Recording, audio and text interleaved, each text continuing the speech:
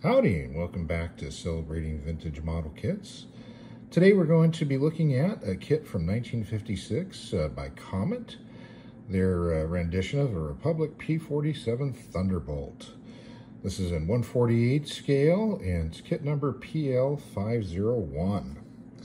So those of you who aren't aware of Comet, Comet was a really big producer of wood kits from the late 20s all the way through. They still produce kits today. The company's been sold a couple of times, of course, since, but they're still making wood kits today. They started out mainly, stick and tissue. During 30s, 40s, they made solid wood kits as well too. They were a big part of the solid wood identification model program that was put on during the war, where you could buy a kit or you could get plans that you could then make a recognition model, then donate that to the Army for recognition to save on plastics, and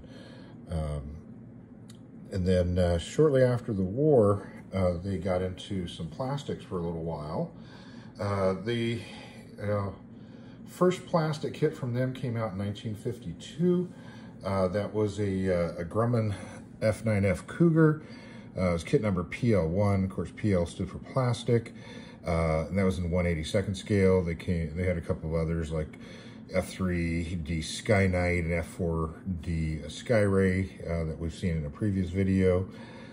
B-66 Sky Warrior, a number of the early 50s jets. So this one here is a little unusual for Comet. They didn't really produce a whole lot of World War II plastic kits.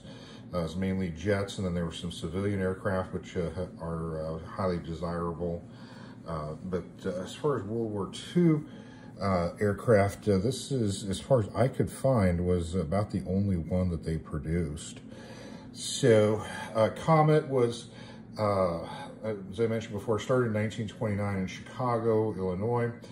I found two different stories on what the origin of Comet is. One, Max's Models got a video which he based a lot of his information on somebody who's supposed to be a family member, I think maybe a daughter or granddaughter of what's supposed to be one of the founders. And that story goes that a couple of high school kids by the name of Bill Bibichow and Sam Goldenberg got together and started the company. They eventually brought in designer Carl Goldberg and developed it. And at one point they were employing 300 people, putting models, making model kits. And this again was being started by supposedly a couple of high school kids with $5. There's another version which is in the AMA journal, the Academy of Model Aeronautics. They're kind of like the overseeing committee for flying models. Their version of it is that a guy by the name of Bill Bishop started the company as a way of making money to buy a real glider. He ended up recruiting Sam Goldberg and Lewis Kapp. Sam Goldberg cut the parts, and Lewis Kapp was the marketing person, and Bill Bishop was the one who designed the models themselves. So two very different stories. I don't know which one to believe, but those are the two things that I was able to find on it. So let's take a look at the kit itself and see what we got. So first off, you've got pretty neat looking box art here. I was not able to determine who the artist was on this, but for an early 50s kit, this is pretty bright box art. A lot of these, the very early Comet kits were just monotone. A lot of the early plastic kits by some of their makers were monotone cardboard boxes. So this is one of the earlier uses of a full color lithograph. And the important things on here, you've got their name, of course, Comet, real big all plastic. You got the regular Comet logo here showing you a reference to being the old flying model days. The Comet Model Hobbycraft Inc. was the change in the name. Originally when it was first formed, it was Comet Model Airplane and Supply Company. But somewhere post-war, they changed their name to the Hobbycraft one. You got an authentic scale kit. Then over here, you've got a couple of interesting things. One's a good housekeeping seal of approval, which you do see on some other manufacturers. But the other thing here is this other logo from Lustrex. It says made of Lustrex polystyrene. I can't quite make out that other word, but it's plastics. And Lustrex was a brand name of polystyrene. It's supposed to be a high impact polystyrene plastic that was produced by Monsanto. So a lot of these early 50s, late 40s, early 50s kits were still being made out of acetate plastic. And it really didn't, the plastic kits really didn't take off until they switched over to a polystyrene. So I guess Comet is really making note of the fact that they're using polystyrene on here, and specifically at Lustrex. So on the side here, you've got recommended to use the Comet plastic paints and cement for best results, not to be confused with the stuff for wood kits. On the end here, you've got your kit number, PL501. The 69 was the suggested retail price of 69 cents for this kit. And repeat the information. Different artwork on the side, more of a profile on the side, which is nice. This side's pretty much a repeat. And same with this end. So let's look inside. You can see, you know, it's a hard cardboard box, and it's got the lithograph sheet that's been folded over and glued in place. This again was all hand done, but made for really nice artwork on there. And you can see the remnants of the tape that sealed the box. It's before, you know, the cellophane wrapping that you know started coming out in the 60s. Kits were just, you know, closed with a couple pieces of tape. So we'll set that aside, and we'll take a look at our instruction sheet. This is a one-sheet affair. And again, it has information about the kit contains every part required to build your model. Please report any shortage directly to the factory. That's going to be important a little bit later when we get further in the kit. They're telling you, hey, use very little bit of glue on this so you don't end up with a glue bomb. But it's, you know, there's not many parts to it, so it's fairly easy to show your assembly in an exploded view, showing your markings and paint spots as well too. Get your scale marking here. I don't know if I mentioned it, this is a 1/48 or quarter scale, as it was referred to a lot back then. And your assembly instructions, and then a little bit of blurb about the P-47 itself across the bottom. And here we've got the decals. Somehow we've ended up with two sets of decals in this kit, and surprisingly they are still in really good shape. These might still be usable. You can see the registration bullseyes on there. Specific kit number listed on there as well. So normally in a lot of my videos, I'll research, you know, the actual aircraft that's being depicted on here. I tried to find out about this one, and I think this is just a made-up serial number. I was unable to find this belonging to a P-47. So this, I think, is just fantasy markings on it, real simplified markings on this model. So let's take a look at the kit itself. Here we've got our fuselage half. And first thing that stands out on this is it's all engraved panel lines, which is pretty neat. And you're used to thinking about, you know, these older kits as being, you know, just rivets, oversized golf ball rivets all over it, raised panel lines, but this has actually got engraved panel lines. It also has engraved areas for the markings, but pretty nicely done. And here's the other half. And the fit is actually pretty good. One of these pieces feels like it's a little bit bowed over time, but once you get them together, there's hardly any seam. You've got a really good fit for this type of a kit. It's pretty nice. Another interesting thing is how they did the stand. If you're going to put the stand on it, you had to put it in while you're assembling the fuselage. You can see a little hole here is kind of concave, and that's for the ball would sit inside there. So you had to assemble that. You had to put that in there before. Trying to pop it in there isn't going to work. And it actually makes mention of that in the instructions to do that. So there's your fuselage. And here we got the wing pieces. Again, gray panel lines. You do have pretty nicely represented wing rack pylon. Unfortunately, this kit, all the 50 cal guns have been broken off. There's a couple of them still in the box, but they've broken off there.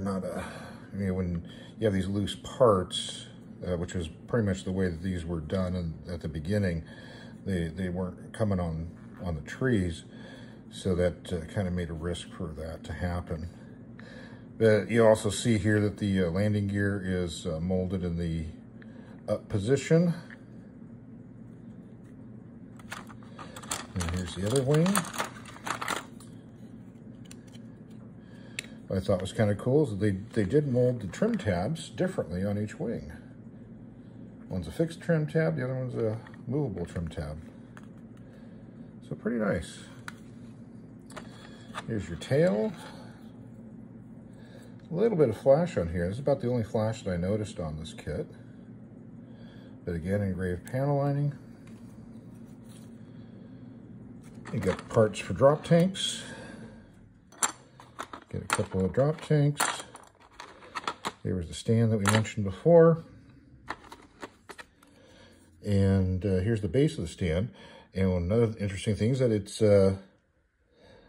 got the name of the aircraft molded on the stand. So this isn't just like, a stand that they put in every kit and they just stuck a different decal on there. This is actually molded with the name of the aircraft on there. Kind of nice. And then here's the engine. Now, if you notice, we got two engines, we got two propellers, and we got two little retention pieces for the propeller blades. And I think that may have been because one of the blades is missing its stub on the back.